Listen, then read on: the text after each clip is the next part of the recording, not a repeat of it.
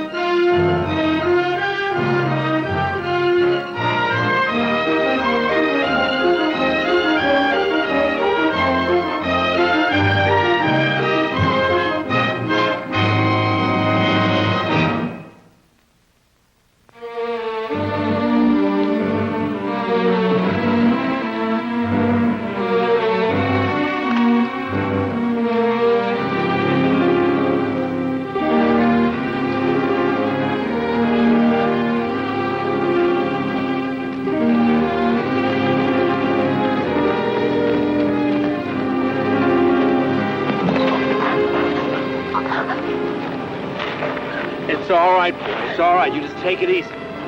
Take it easy. Flint, he can't talk.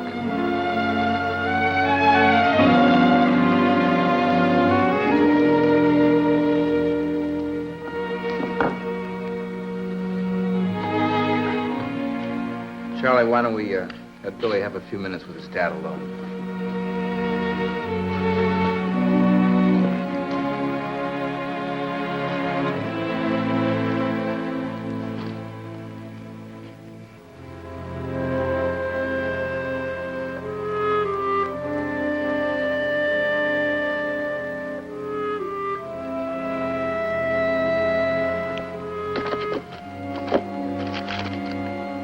Kind of unusual. Yeah. You think that little boy ever gets talking back then? I don't know, Charlie. It's hard to say. I reckon it was them rawhiders then. Charlie, you know better than that. If it was a rawhider, they'd have taken everything. I sure wouldn't have missed this. That's for sure. Think what had happened to the little boy if he hadn't been out gathering firewood, too. Yeah. Somebody must have really hated his father, or they're after something. It's too bad that he can't write. It sure is. Think?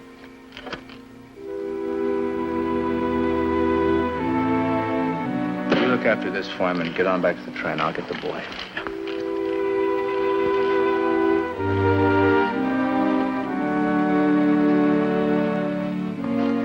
All right, Billy, take it easy. You got nothing to be afraid of, do you understand that? And I want you to remember, I'm your friend. All right?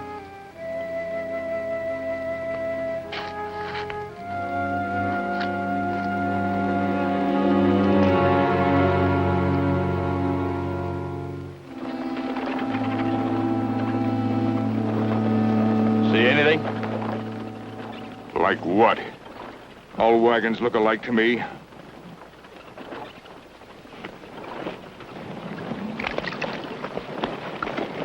If this turns out to be one of your drunken yarns, I'll hang you by your ears. Oh, honest, Frank, honest. I told it to you just like I heard the young lieutenant say it, honest. And where's the wagon? That's the fourth one we've hit in 2 weeks and nothing. 00, Slater. Well, we could have Look, there can be other trails from Tuscaloosa to the Humboldt Crossing. I mean, we could have... He's right, Frank. There's no guarantee of joining that train down there. What? Well, sure, it could be behind them. Driving along nice and lonely. Yeah, just waiting for Mr. Frank Morgan to come along, huh? Yeah. Well, let's not keep it waiting. No, because that wouldn't be gentlemanly, huh? Who said I was a gentleman, huh?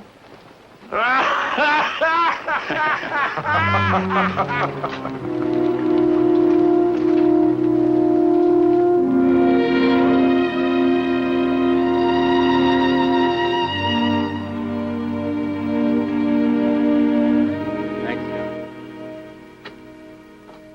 Billy, you said there were 3 of these men.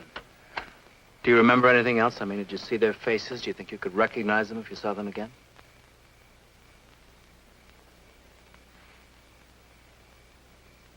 Billy, did your father have to leave home? I mean, was he running away from something or anybody? I'm sorry, I hate to keep asking you questions like this, but when I see the sheriff, I've got to know everything I can. What do you say you have some of Charlie's stew, huh? He says it'll cure anything in the world. Should we make him prove it?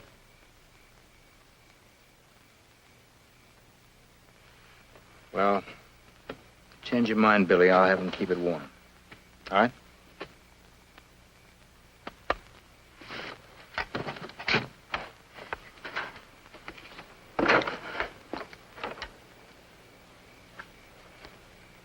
Ain't he gonna eat? No. Well, he ain't had nothing all day. Did you tell him my stew could help him a little? You better keep it warm, Charlie. Yes. What'd you find out? Not very much. There were 3 outlaws, but one did all the talking. He doesn't think his father was in trouble, and he doesn't know what they were after. That doesn't tell us anything. Sure does. Well, what about the boy? Well, I think he ought to come with us. He's beginning to feel that we're his friends, and I think that's very important. I think you're right. I think he should ride on the wagon with me, too. On account I've had a lot of experience raising boys. What experience? Well, I raised myself, didn't I? You know, that's a good idea, Charlie. Yeah, that's a good idea. Now, I'm going to go talk to the people. The main thing is that we shouldn't ask any questions. We should just sort of let him kind of get over it if we can. You're right, you're right. Raised yourself, huh? Well, I did, didn't I? Proud of it, too.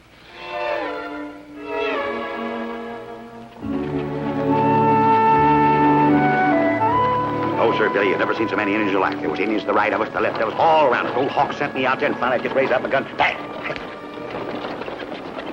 Well, it was there anyway. Ah.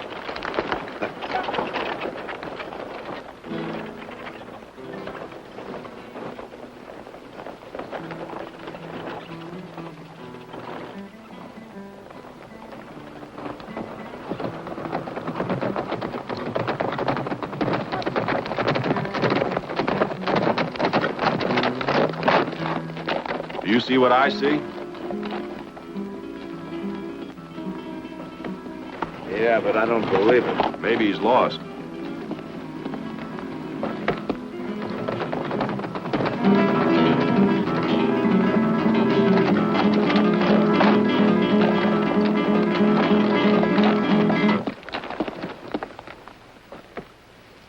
Ah, how do you do, gentlemen? Splendid day, isn't it? Bit warm, perhaps? Yeah, perhaps. Oh, excuse me, gentlemen. I am Daniel Denker, DM. The DM stand for? A doctor of musicology. I'm president, vice president, and sole worker of my company, which designs and manufactures musical instruments. I see. Where are you from? By birth and inclination, Philadelphia, Pennsylvania, but the necessity of business has recently made me a traveler. Pretty rugged country to be traveling alone in. Oh, well, I have a very valuable cargo of instruments here, which I've contracted to deliver to San Francisco, and I'm waiting here for Mr. Hale's wagon train. You're waiting for us? Oh! One of you 2 gentlemen is Mr. McCullough? That's right, that's me. This is Bill Hawks. You do? How are you? Where did you see Hale? In Logan. How did you get here before we did? Well, I was stranded in Logan, wondering how one navigates the formidable desert and mountains, and I overheard Mr. Hale trying to buy beef for his train. That doesn't explain how you got here ahead of us. Oh, well, I explained to Mr. Hale how anxious I was to reach San Francisco as soon as possible, and he told me about the shortcut across the mountains. It's no wonder that your wagon's such a wreck. It's a wonder you got here at all. Yes, Mr. Hale warned me that might be the case, but here I am, and here you are. Fate. Am I welcome? Yeah, I guess you're welcome, all right. But you'll have to change this cargo, move it to another wagon. Oh, no. Please, sir. I mean, couldn't you fix it? I'll pay for everything. No, I think that'd take us too long. It took me almost 2 weeks to pack these instruments perfectly. I'm afraid, well, they're very delicate. To try and repack them would take days. Well, I guess we can find you another wheel. At least we'll look for you. Thank you. Thank you very much. You know, Mr. Hale told me that I could meet no finer or friendlier group of people. He did not exaggerate, Mr. McCullough. Well, you don't want to believe everything you hear. Not out here. We'll see you later.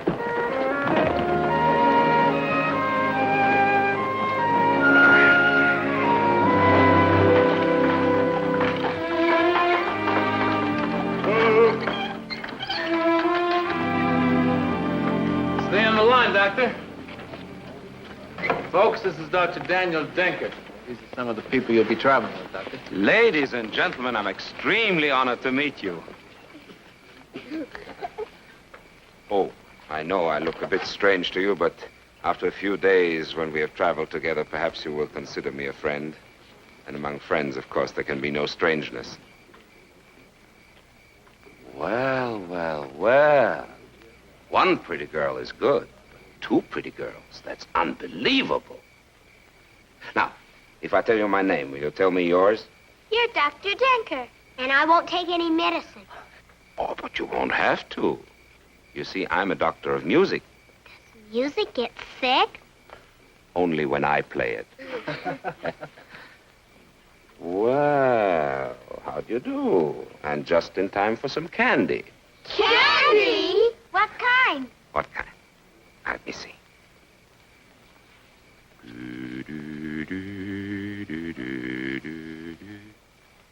Do that. What kind is it? Peppermint. That's right. Would you like some? Thank you.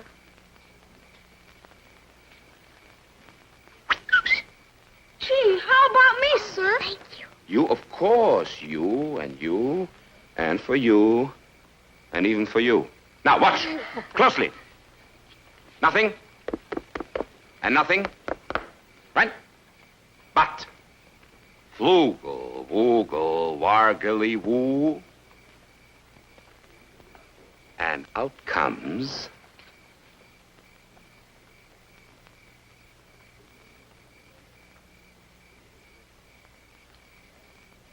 Madam, would you mind holding out your apron?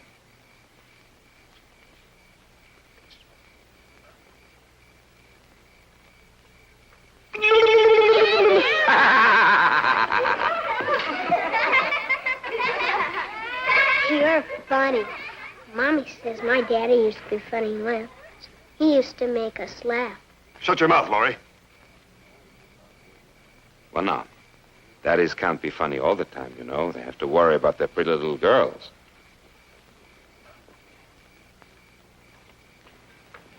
Well, what have we here? That's Billy. Well, come on, hurry up. The candy will all be gone. What's the matter? Don't you like candy? He was scared, Doctor. He won't talk. No, wait. Billy, it doesn't matter. Many of us don't care for candy. And, Billy, there are many ways of speaking. There is, for instance, the language of music. It's quite beautiful. And quite simple, too. It's as easy as talking. Look, it's first in here. You want it to come out, to say something for you. So, take a deep breath, and out it comes, like this.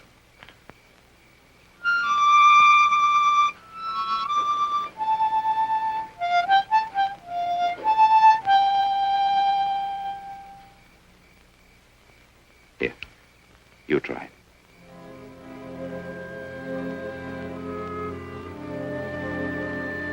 Come on.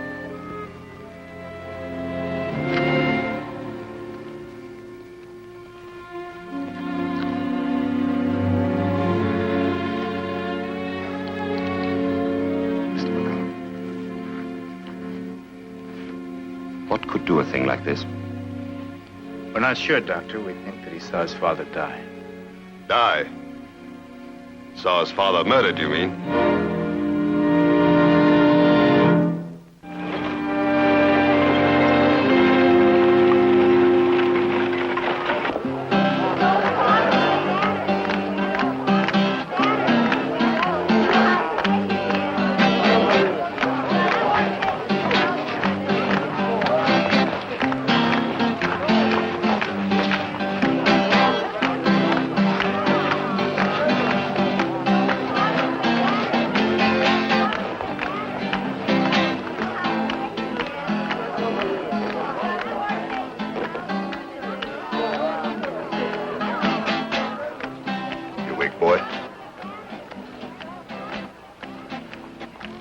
Be afraid of me, boy.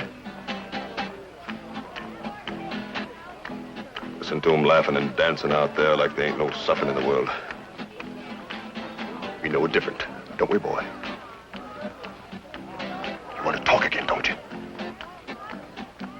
But then you listen to me. You get vengeance in your heart for the men who killed your pa. See this eye? My leg. Wood, that's what it is. Wood. Those in the battle, Shiloh. It was one man who did it to me. A man who wasn't even there. He made a new gun. Breech loader, and he gave it to the North. We didn't know nothing about him, and we charged those Yankees. Oh, they started shooting so fast. So fast they cut us down like dry wheat. That was murder, boy. Because that man should have sold those guns to both sides or no sides at all. But when he sold them only to the North, he knew what would happen. He knew. I hate that man. That's why I didn't die. You don't have to know your pa's killer any more than I did. Just know in your heart what you would do if you did know him. That'll push the fear out of your thoughts. Cry out for vengeance, boy. Beaufort, I want you to keep away from this boy. Why? Why, I'm giving him reason to talk. You got reason to talk now, ain't you, boy? Fear and vengeance aren't good reasons for anything, Billy. They fill a man so full of hate he can't laugh anymore. Is that what you want? You think that's what your father wants? I want you to keep away from him, Beaufort. As long as we're on the train, you stay away from him. I won't tell you again.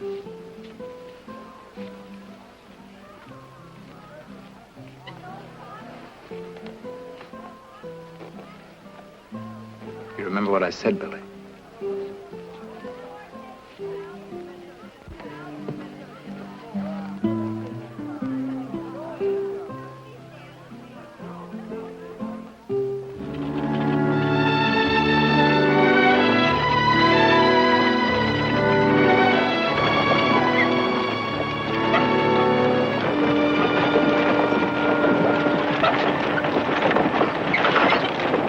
Charlie, how long are you going to wear that derby? Well, for the rest of my life, if it's any concern of yours, it makes me look distinguished. Don't it, Billy? See there? That's what I've noticed.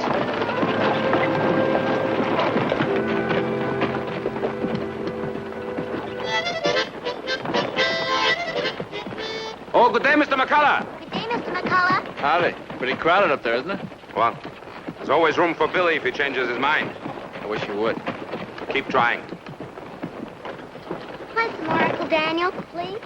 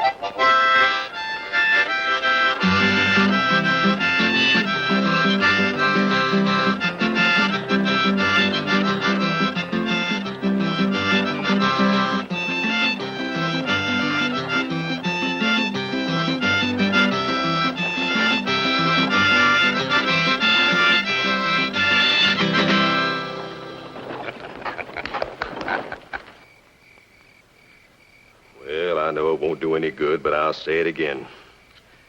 If you want to trust that Denker fella, you go right ahead. But I say he ain't no music man. Ed, you got no reason to distrust Dr. Denker. Why, he's making this trip a good time. Did you see him teaching the kids to play their music things? I don't trust nobody who don't do nothing but laugh and play all day long. Maybe that's because you forgot how to do those things, Ed. I ain't got a reason to laugh, Emma.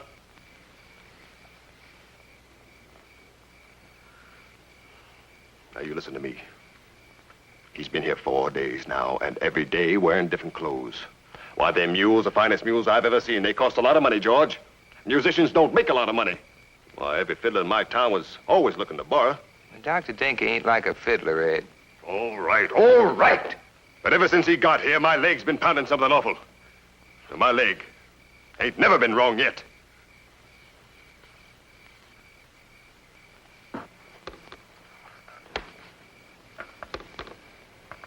He ain't forgot what Laura said to Dr. Denker that first day. That's the rankle in him. Yeah, California's a long way from his hate, Emma. Ed's hate is only as far away as himself. Good evening. Oh, evening, Flint. Excuse me, but I was wondering if you people have seen Billy. I haven't. Maybe he's watching the other children play. No, I'm afraid not. Well, now, Laurie told me she saw him today when Dr. Denker was teaching her to play the harmonica. Well, that's good news. I didn't know that. If anybody can make that boy social again, it's Dr. Denker. Yeah, I think you're right. Well, thanks. Night. Night.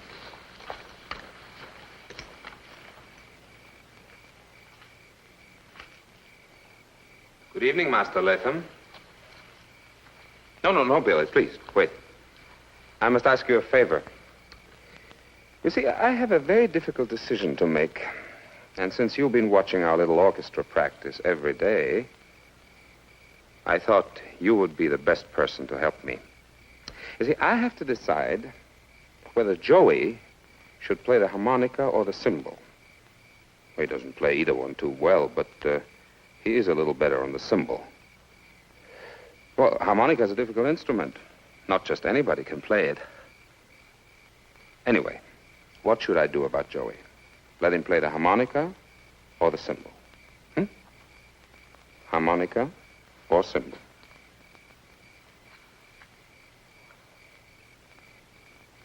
I had a feeling you would say that.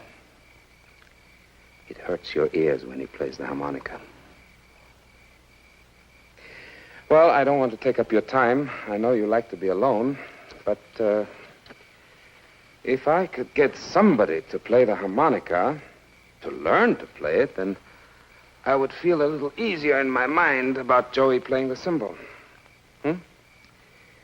Well, now, who could...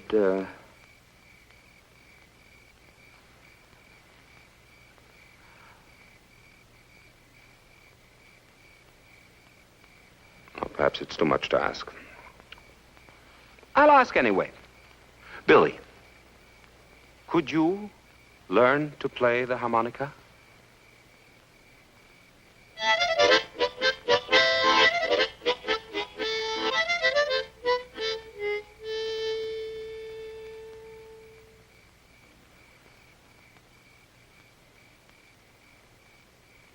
Here. You can have this one if you like.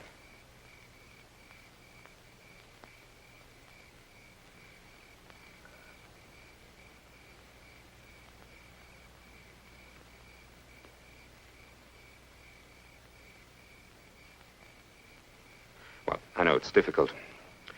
I quite understand.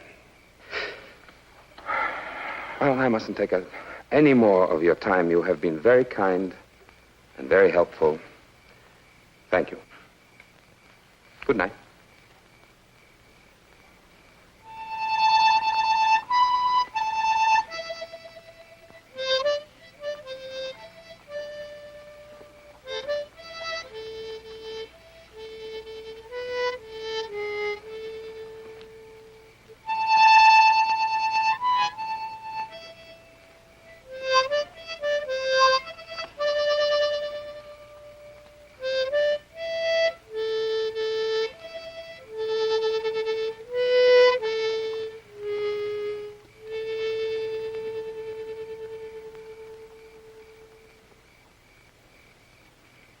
any good? I don't know, Mr. McCullough. I don't know. I understand what you're trying to do for that boy, and well, I want you to know that it's appreciated. Not only for the boy, Mr. McCullough. For myself, too. To love children is to love living. I've seen too much of death already.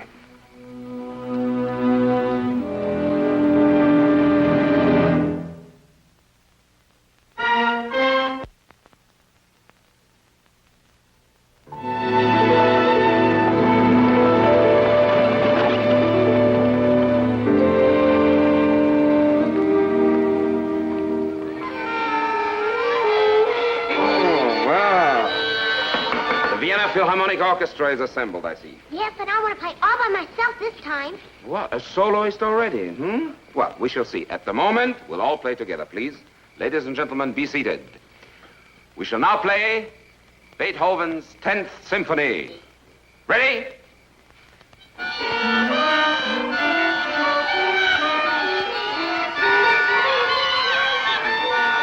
Join us, Mr. Wooster. Not everybody can do that. Good. Why don't you join us, Mr. Wooster? Oh, thank you, Doctor, but that'd look kind of silly, wouldn't it?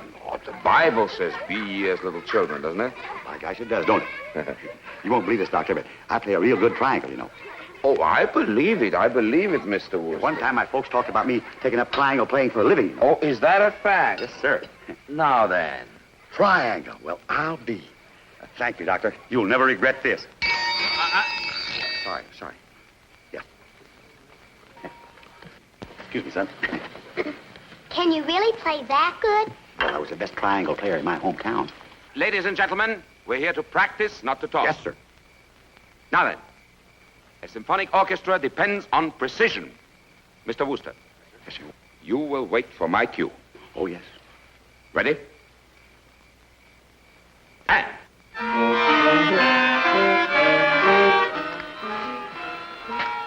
Looks to me like when a Doc's musician that needs a shave.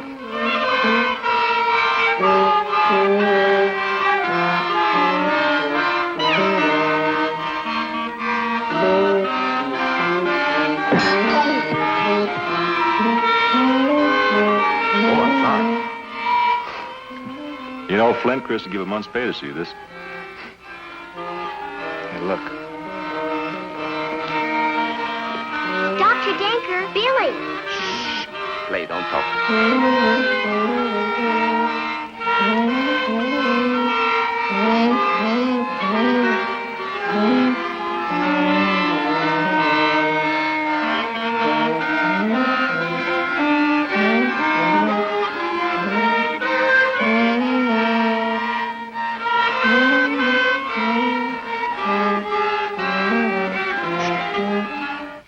Yes, good evening, Master Latham. What can I do for you? Yes, my boy. Come on, boy, do it. I'm afraid I don't understand. Harmonica.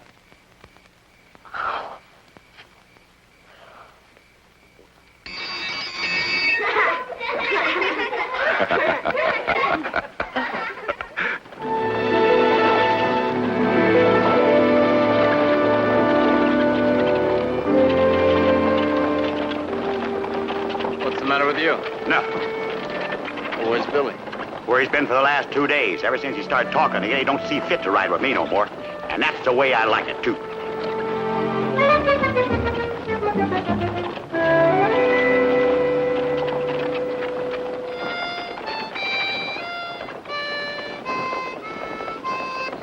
Sounds great. Oh, he'll be a real virtuoso. How you feeling, Billy? No. Only horses nod. I'm fine. Still a little tight, but we're getting better. Huh, Billy?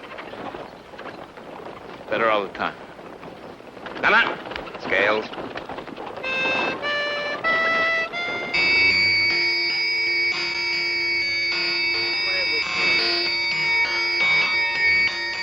Charlie, don't you you think you practiced that thing long enough?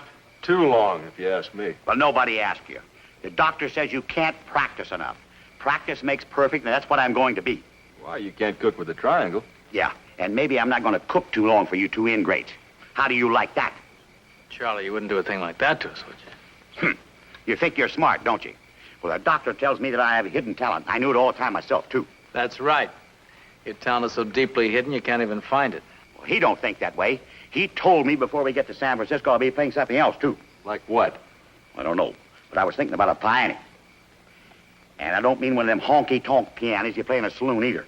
I mean something like Beethoven's Second Symphony. Well, we ought to be thankful that the doc doesn't have any pianos with him. Who says he ain't? I said. How do you know? Well, I happened to see the inside of his wagon before we put that tarp on it. And there was no piano? Nope. Everything was all covered and tied down. Well, then you don't know, do you? I know that there was nothing big enough in there to be a piano. It's all right, Charlie. You can always go play with your triangle.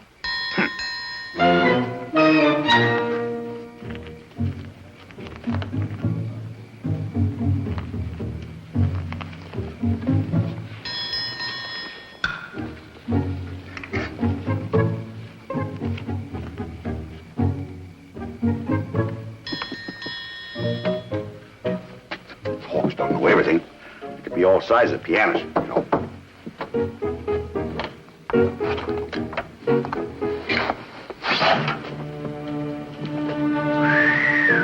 Rifles. All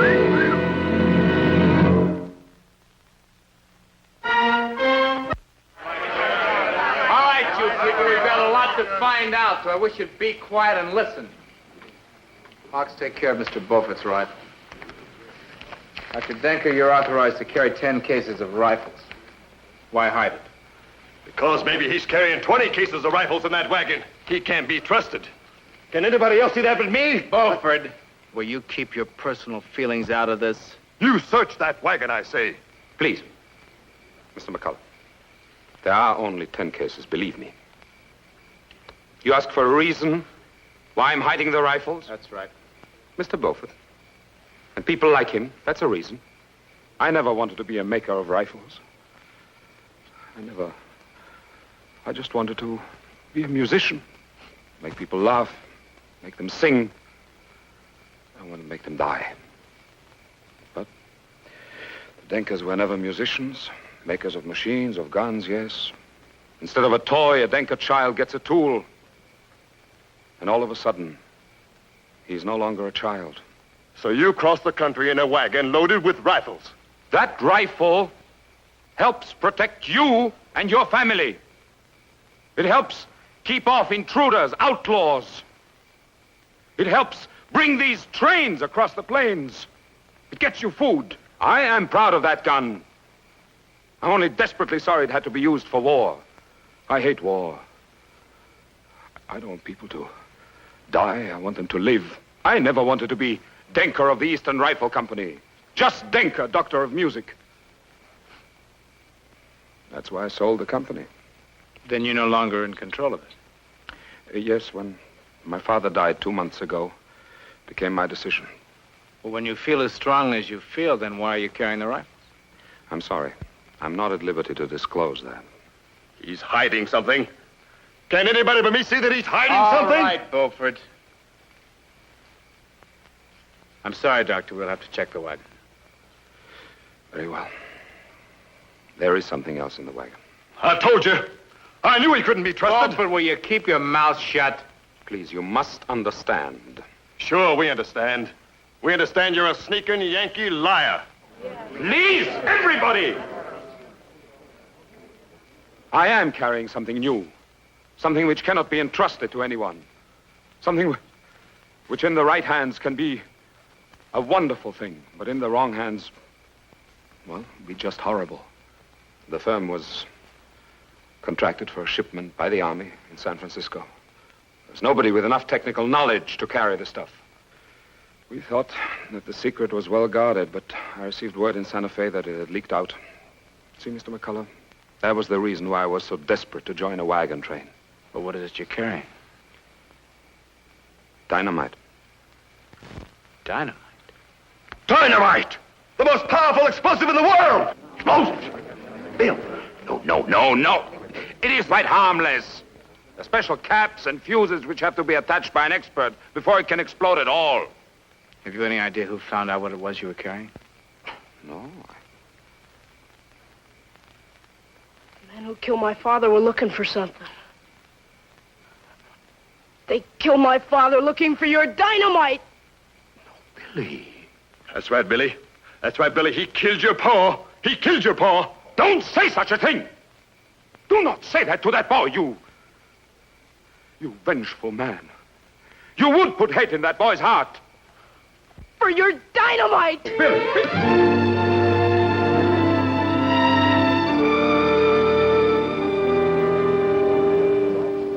The sand covering keeps the heat in a while.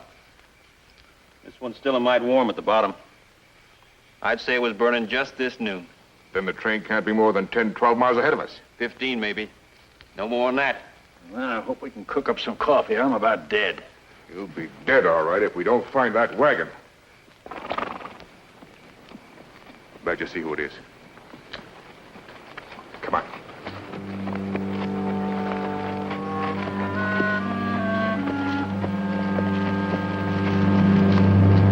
Well, I'll be. What are you doing out here alone, boy? I'm going to California. You'll never get there going in this direction. Hey, Morgan.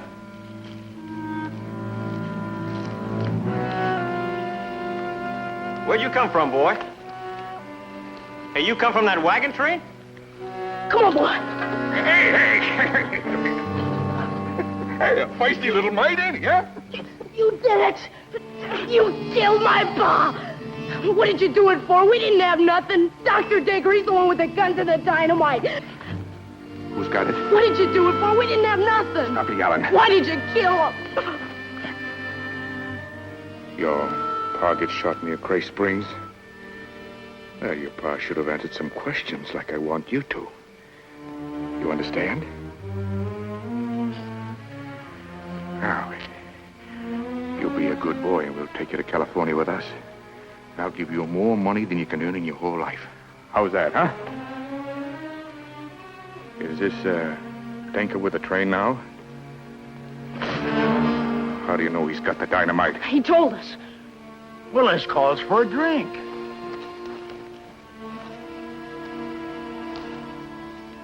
We're 15 miles from stuff that's going to make us the richest men in this country. We're going to be blasting open banks from here to California. And all you worry about is a swig of cheap whiskey. Come on, boy.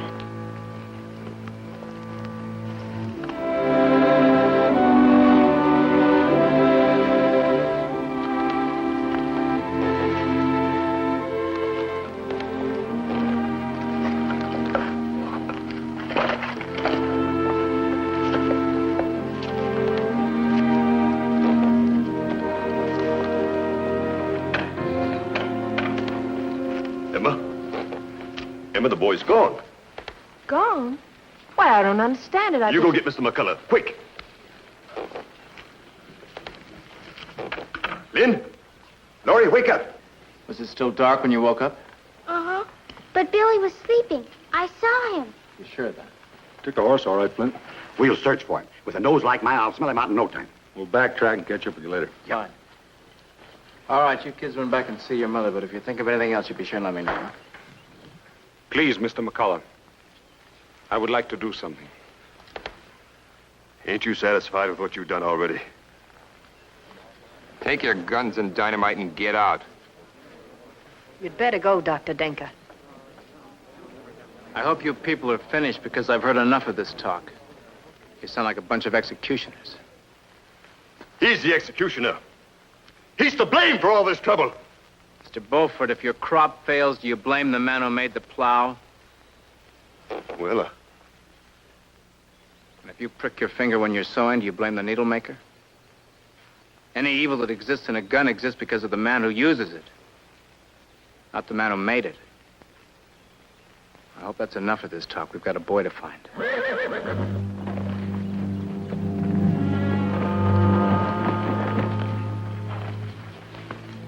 I'm looking for Mr. McCullough. That's me. What can I do for you? I'm a trader, Mr. McCullough. This is a wagon train, not a trading post. That's funny. I was told it was. I don't know who told you that, but it's wrong information. It was a little boy. Where is he? Well, where is he? Is he all right? Oh, he's fine. We're taking him to California, that is, unless we can trade. Then I'll do my best to send him back here. You harm that boy, and I'll follow you and kill you, believe me. None of that, McCullough, or our trading days are over. No, wait. Stop this playing. It's my wagon you want. You, Denker? Yeah, Denker. I have the guns, the dynamite. You bring the boy back, and I will give you the wagon. You come too, Denker. You see, I know there are tricks to using that stuff. Very well. I will go along. I will teach you. You know what you're saying, Denker? You said yourself what would happen if that stuff fell in the wrong hands. You let me handle the kid, McCullough, the kid! My friends will take him to California with him. Stop wasting time. It is I you talk to of trading, not to Mr. McCullough. You're right. There's a rock formation on a flat about a mile back. The boy comes back to the train when you get there. Agreed. You're a smart trader, Doc. Be a quick one.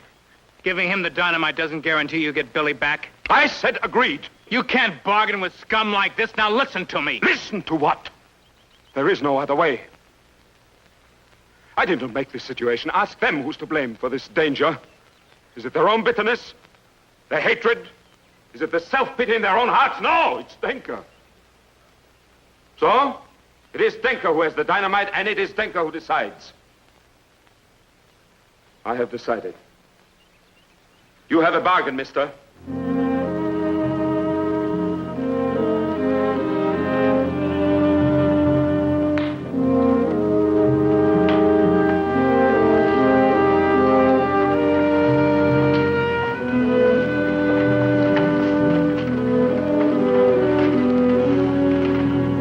Flint, maybe I can talk him into letting us hide in the wagon. He doesn't want to see anybody, let alone talk to him. Well, him and me's got something in common, you know. We're both musicians. That's right, Charlie.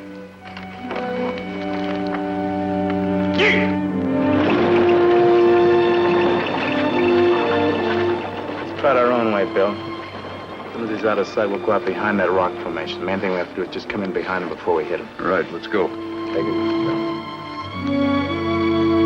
Still can't see why I can't go along. Three's bound to be better than two.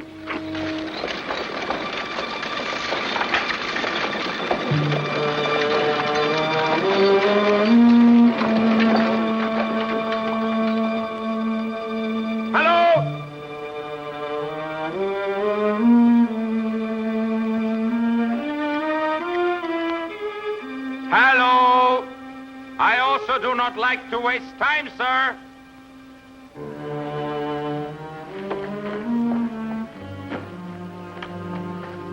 He's alone. Get up there and make sure we stay alone.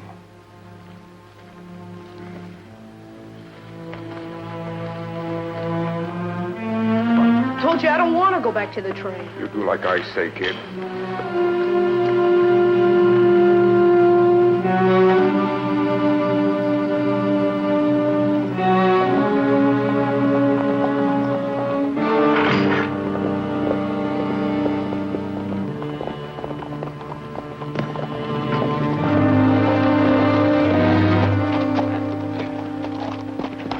My boy? I can take care of myself, all right. Why don't you just leave me alone? So, you found your tongue again only to spit out hate. Seems I made a poor bargain. Cut it, both of you. Badger, check the wagon. But it's all there. I gave my word. Sure, Doc. I believe you.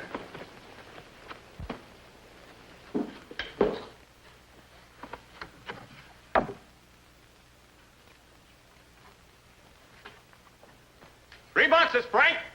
3 boxes of the stuff. I told you, I'm a man of honor.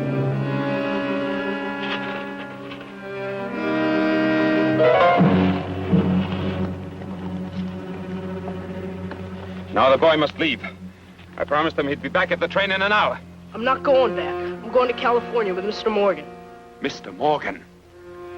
I'm not stupid, kid. All you're waiting for is a chance to do me in. Not that I blame you, understand? That's not so, Mr. Morgan. These men and I do not have time to waste with you. Now get out of here. Go on, get back to the other Denker haters. Come on. Wait a minute. Wait a minute, Doc. We are not here to wait. You only delivered half the bargain. 3 boxes, that is the whole shipment. It's no good to us until you show us how to use it. Both of you. On the wagon. But the boy does not have to be here, On the wagon.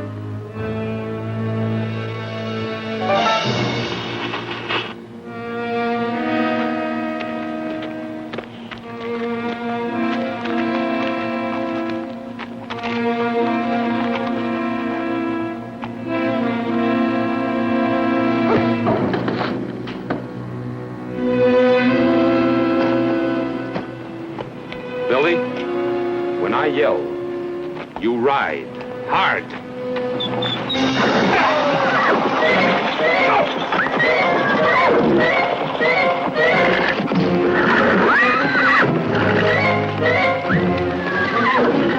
Hold it, Doc! No! Go back! Go back! The dynamite is going to explode! Dynamite? Why, you did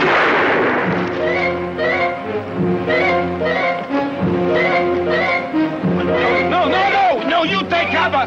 Roger! Let's get out of here!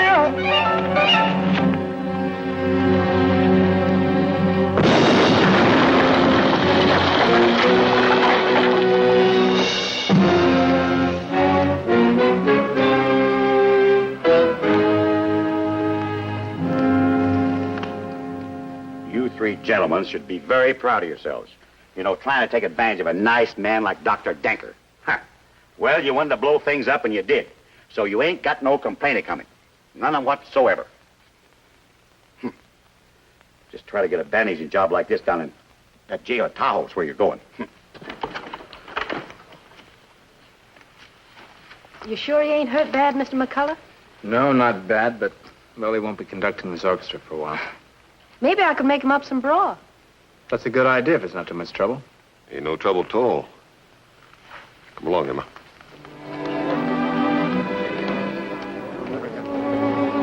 Emma makes fine broth, Dr. Denker.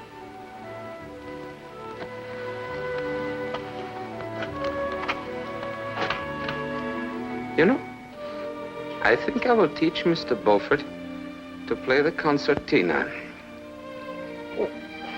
What about me? We'll have a long time for that, you and I.